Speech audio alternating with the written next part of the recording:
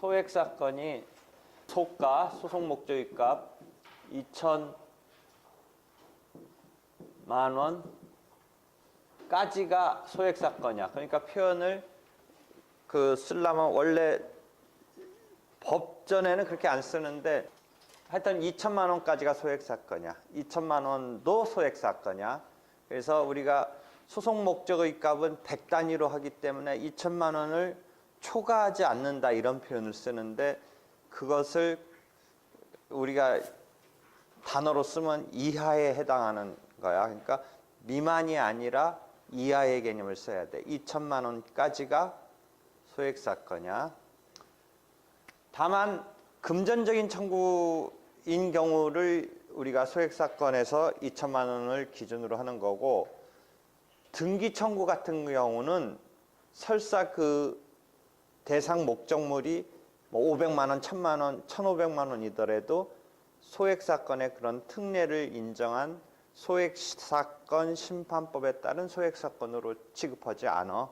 그러니까 금전적인 이런 대체 가능한 이런 청구를 말하는 거지. 어떤 특정물 인도하라든지 이전 등기하라든지 하는 대상이 설사 500만 원, 1000만 원, 1500만 원짜리라고 하더라도 그건 소액 사건이 아니야. 이 소액 사건은 여러 가지 절차법상의 소액 사건 심판법에 의해서 특례가 인정되고 있어. 한번 앞에서 무슨 특례 이야기했냐면 우리가 변호사 대리의 원칙에 대해서 예외가 인정되는데 그 예외는 법원이 이제 허가해주면 형제 등 가족 등이 이제 대리인이 될 수 있는데 소액 사건의 경우는 허가가 아니라 그냥 헌다라고 그냥 해버리고 허가 필요 없이도 그냥 그렇게 신청을 해버리고 신고를 하고 해서 형제 등이 부모 아들지간이 대리를 할 수 있다. 허가조차 요하지 않고 그런 특징 등이 있어. 그래서 여러 가지 절차적인 특례가 있어. 소액 사건의 경우는 예컨대 우리가 정식의 소송은 소장이란 서면을 내야 되는데 소액 사건은 구술로 가서 나 이렇게 억울한 일 있다. 분쟁 해결해 달라라고 하면 그 법원 직원이 사무관 등이 이렇게 소장 비슷한 거를 그쪽서 서면을 만들어서 하는 경우도 가능해. 근데 보통은 그렇게 구술로 하는 경우는 드물고 소액 사건의 경우는 법원에 가면 이렇게 약식으로 기입하고 뭐 이렇게 이미 항으로 이렇게 써 넣게 되어 있는 소장이 그 인포메이션 같은 데 가보면 있기 때문에 이렇게 기입하도록 되어 있어. 그래서 여러 가지 소재기에서 뭐 구술로 제기할 수도 있다든지 변호사 대리 원칙에 있어서 일정한 형제관계, 가족관계 등에 있어서 허가조차 요하지 않고 대리를 할 수 있다든지 변호사가 아니더라도 많이 약식화되어 있어. 그래서 그런 절차에 대한 특례가 있는 이 대상 사건을 우리가 소액 사건이라고 하는데 그 경우에 소송 목적의 값이 2천만 원까지가 소액 사건이야. 2천만 원부터 1억 원 이하까지가 단독 사건이야. 단독 사건. 그러니까 소액 사건도 단독 사건 속에서 또 한 번 뭔가 이제 구분을 해 놓는 거지. 기본적으로는 단독 사건, 합의 사건 할 때 단독 속에서 특별히 더 절차적 특례를 인정한 거지. 그다음에 1억 원을 넘었으면 이제 합의 사건이 돼. 그래서 합의 사건은 3명의 판사가 이 재판부를 구성하는 거고 단독 사건은 판사 1인이 재판부를 구성하는 거지. 그래서 그런 등등의 이제 단독 사건, 합의 사건 이런 게 어디서 쓰이냐면 사물관할이라고 그래서 사건의 대상에 어떤 크기 비슷한 이런 경중에 따라서 3명의 판사가 되는 재판부에서 다룰 건지, 1명의 판사가 재판부를 이루는 단독 재판부에서 다룰 것인지가 단독 사건하고 합의 사건으로 나뉘는 그런 사물관할 개념을 써. 사물관할. 그러니까 단독 재판부가 이 사건을 처리할 거냐, 합의 사건으로서 처리할 거냐. 그래서 사건 번호가 민사 사건은 가단, 가합 이렇게 되지. 소액 사건은 아마 가소 이렇게 될 거야. 가소. 기본적으로 소액 사건도 판사 1인인 단독 재판부가 하는 거야. 네, 절차적 특례를 하는 거지. 그다음에 사건 번호는 나중에 가소라는 사건 번호가 부여되지. 소장 자체를 제출할 때는 아직 사건 번호가 부여되어 있지는 않아. 그 뒤에 부여되는 거지. 잘 생각해봐. 직접 나홀로 본인 소송하는 경우를 위해서 이 서울중앙지방법원에서 사이트를 이렇게 만들어 놨던 것 같아요. 여기 보면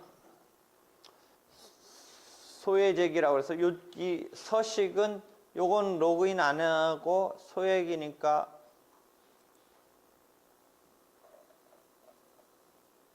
소액 사건의 경우 대여금의 경우니까 원고표 이렇게 기입식으로 되어 있네요. 기입식. 소송 목적의 값 쓰고 그것에 따른 인지하고 어디 지방법원 기준 이렇게 양식이 딱 세팅되어 있네요. 대여금이니까 1,000만 원 빌려줬다. 언제부터? 여기가 이제 지연손해금 쓰는 거네요. 변제기 이후부터 소장 부분 송달일까지 비율이 얼마? 연 20%.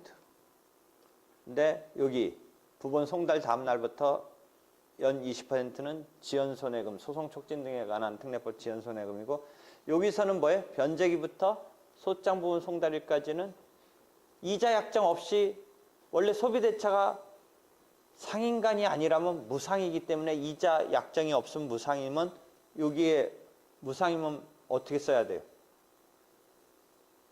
어떻게 써야 될 것 같아요? 무상이면. 이자 없었으면 어떻게 써야 될 것 같아요?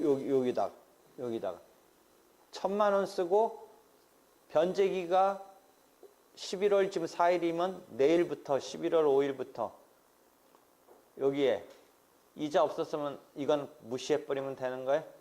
그 다음에 요거는 소장 부분 송달일 다음 날부터 완전일까지는 소송 촉진 등에 관한 특례법상 20%인데 여기 어떻게 쓸 것 같아요? 요거. 이자가 없었으니까 여기는 법정이율 얼마? 민사면 오픈. 이해돼요? 이자 약정이 없어도 5%의 법정이자를 받을 수 있어요. 그런데 소장 부분 송달일이 지금 왜 나온 거예요? 소장 부분이 송달되면 이제 소송 촉진 등에 관한 특례법에서 지연 이자가 팍 뛰어요. 함부로 개기지 마라. 이렇게 소송을 촉진시키기 위해서 이자가 팍 뛰어요. 20%. 그래서 저번 때 우리 공항 소음 피해 뭐 어쩌고저쩌고 해서도 이런 것 때문에 막 2, 3년이 늘어지면서 갑자기 본 청구 금액이 200 얼마일 때 막 이게 한 100 얼마 나오면서 난리 났다는 그 얘기 해준 바가 있잖아요. 여기가 소장 부분 송달일. 이제 소장 부분이 너한테 피고 너한테 간 이상은 너가 함부로 개기지 마라 이거예요. 네가 여기서 인정할 거 빨리 인정하고 빨리 갚고 네 나름대로 조치를 해야지. 여기서 괜히 지금 개겼다가는 이제부터 어떻게 된다? 연 20% 붙는다라고 그 피고가 그것을 알게 된 날이 언제예요? 상대방이 나한테 공격해 들어온 걸 알게 되는 게 소장 부분을 송달 받으면서 물론 이제 그 전에도 뭐 실질적인 뭐 싸움은 있었겠지만 공식적인 루트로 나한테 선전포고가 들어온 거는 어디서 내가 알게 된 거예요. 소장 부분이 송달된 때 이제 알게 된 거잖아요. 그쪽이 나한테 공격해 들어온 걸. 그때부터는 이제 꼼짝없이 그 다음 날부터는 이제 그러니까 어떻다? 그 다음 날부터는 너 20% 물어내야 된다라고 하고 있는 거예요. 다만 피고가 뭔가 억울해서 싸워야 되는데 여기서부터 그럼 내가 그렇게 물어내야 되느냐의 그런 상황은 사실은 좀 더 들어가 보면 나중에 판결문에 원고는 이렇게 신청했더라도 판결문에서 피고가 항쟁함이 상당하다면 어디로 그게 좀 미뤄져요? 판결이 내려져서 그러니까 소송을 하는 변론의 와중에는 네가 억울한 면이 있다고 해서 다투는 것까지 일 때까지는 안 붙여요. 그렇게. 그러다가 어디서부터는 이제 내가 법원의 입장에서 내가 판단해 볼 때는 너가 줘야 된다라고 판결을 선고한 때부터는 이제 20%다. 그러니까 법원이 판결을 내리면서 그 원고가 소장 부분 송달 다음 날부터 20%라고 청구 들어왔어도 피고가 항쟁함이 상당하다라고 보이면 판결문에는 어디로 그걸 좀 늦춰줘요? 판결 선고일로 늦춰줘요. 소송 촉진 등에 관한 특례법에 보면 그렇게 되어 있어요. 그러니까 원고가 이렇게 신청해서 피고가 택도 없는 말로 다퉜으면 그대로 이렇게 나가는 거고 판결에. 피고가 조금 다툰 게 그래도 지긴 졌지만 결국은 피고가 졌지만 그런 거는 한 번쯤 항의해 볼 만하다. 그렇게 한번 물고 늘어질 만하다라는 내용이었다면 그것을 어디로 뒤로 밀어준다? 20%로 올리는 것을 어디로 밀어준다? 판결 선고로 미루어진다. 좀 뒤로 해준다. 왜냐하면 그 기간 동안 다툰 것은 봐준다. 무슨 말인지 알겠죠? 봐준다. 거기는 20%로 올리지 않고 그 다투는 과정까지는 좀 놔둔다. 놔둬서 해준다. 이해됐어요? 그렇게 되는 거예요. 그럼 보세요. 이자가 없었을 때 이제 여기 문제잖아요. 변제기 다음 날부터 소장 부분 송달일까지는 이자가 없었을 때는 아까 그래도 법정이자 연 5%가 붙는다. 그죠? 한편 이자 약정을 아주 악착같이 잘해서 연 24%의 이자 약정을 받기로 했어요. 연 24%. 한 달에 2%씩 받기로 했어요. 그럼 여기에 얼마 써요? 여기에. 그때는 5%보다 24% 받기로 했으니까 5% 쓸 필요 없이 24% 쓰면 되죠. 그죠? 그 다음에 요거. 이 사람들이 이렇게 해놓고 우리를 무시했네. 여기 왜 이렇게 못 박아놨어? 처음에는 잘 해주려고 못 박아놨는데 지금 원래 24% 받기로 악착같이 해놨던 사람이면 이게 뭐가 불만이야? 여기. 요거 어떻게 해야 돼? 요거 얼마 써야 돼? 여기 24% 약정이 있었을 때 요거를 원래 24% 약정을 했어요. 여기 요거 그대로 이렇게 험해 있어서 문제 있어요, 없어요? 24%. 왜? 24%가 더 높으니까. 무슨 말인지 알겠어? 굳이 20%만 받을 필요는 없지. 그렇죠? 그러니까 무슨 말이냐면 잘 봐요.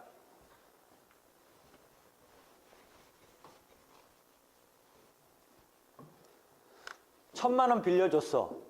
1000,000원 빌려줄 때 보통은 이자 없이도 빌려줄 수도 있고 지금은 이자 한 10%로 빌려줄 수도 있고 연 이자 24%, 연 2%.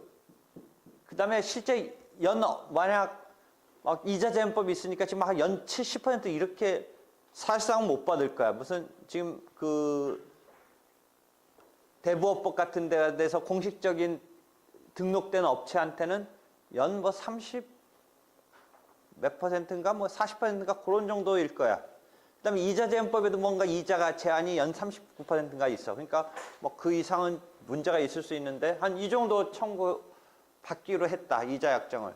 1000,000원에 대해서. 그 다음에 변제기는 10월 31일이 변제기였다.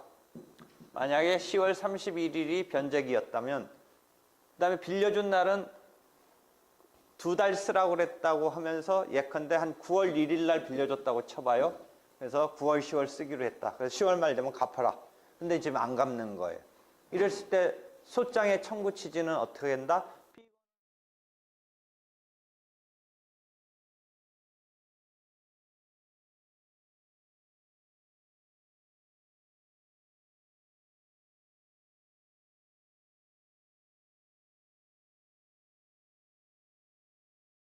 그 다음에 10% 약정을 했을 때는 여기다가 굳이 5% 넣겠어요? 10% 넣겠어요? 물론 5% 써서 내면 뭐 때문에 법원이 어떻게 해준다? 처분권주의 때문에 그냥 그것대로는 해주는데 우리 입장에서는 맥시멈 지금 받으려고 한다라는 것을 전제로 하는 거니까 여기다가 5% 쓸 게 아니라 이자 약정이 10% 있었던 케이스라면 여기다가 얼마 쓴다? 10%를 쓴다는 거예요. 10분. 그죠? 그 다음에 여기는 20%가 맞는 거죠. 그죠? 그 다음에 지금 이렇게 이자 연 24%로 한 거는 뭐 때문에 했어요? 여기 24% 넣고 요것도 법이 인정한 20%보다 더 그 뒤에는 요거는 소송 촉진 등에 관한 특례법상의 20%가 아니라 뭐예요? 원래 이자 약정했던 게 변제가 안 되니까 24%씩 물어내야 되는 것은 계속 그 뒤에 물어내야 되는 것으로 가는 거니까 여기에는 소송 촉진 등에 관한 특례법의 20%가 아니라 원래 24% 이자 약정이 있었으면 여기다는 어떻게 하면 돼요? 그러니까 합쳐서 여기도 24하고 여기도 24니까 요 케이스일 때는 어떻게 표현돼요? 말로 풀어 쓴다면 피고는 원고에게 대여일은 9월 1일부터 다 갚는 날까지 연 24%의 비율에 의한 요게 합쳐져요. 여기서부터 여기까지가 이거 나누지 말고 합쳐져서 연 24%의 금원을 지급하라. 소장에는 그 뭐 변제기가 언젠데 이런 말 쓸 필요가 없어요. 단순 명료하게 쓰는 거예요. 그 다음에 그게 무슨 지연이자인지 뭐 손해금인지 이런 말 쓸 필요 없어요. 그냥 1,000만 원 및 언제부터 다 갚는 날까지 연 24%의 금원을 지급하라. 그렇게 해서 여기에 채우는 거 이해됐죠? 그런데 지금 피고들 중에 주채무자, 연대채무자가 있으면 연대관계. 그러면 만약 연대보증인이 있었으면 피고들은 연대하여 이렇게 지금 소장을 소액사건에 있어서는 어떤 규격화시킨 게 준비되어 있네요. 그래서 이걸 채우는 거죠. 청구 원인 여기에 이제 우리가 원래 내가 언제 변제기 언제로 해서 돈을 빌려줬는데 변제가 지나도 지금 받지 못하고 있습니다로 풀었을 것을 이렇게 기입 형식으로 소장이 되어 있네요. 이렇게 해서 원고가 여기다 도장 찍어서 내고 증거 방법으로서 이제 차용증 같은 거를 붙이게 되겠죠. 그다음에 첨부 서류로서 그 소장은 피고수만큼 또 붙이고, 왜냐하면 자기가 한 거랑 피고수, 그다음에 법원에 하나 또 내야 되고, 이렇게 해서 피고수 플러스 요거는 지금 법원에 이제 제출하는 거니까 피고수, 실은 그러니까 법원에 하나 내는 것, 그다음에 피고가 2명이면 3장 내야 되겠죠. 그렇죠?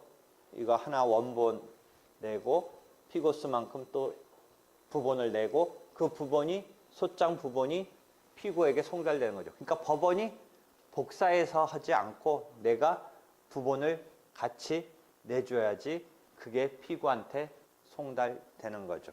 그렇죠? 그래서 지금 본인 소송 이야기를 막 해나가는 거예요. 지금 시간상 지금 소장, 소액사건 소장의 대여금 사건을 봤네요.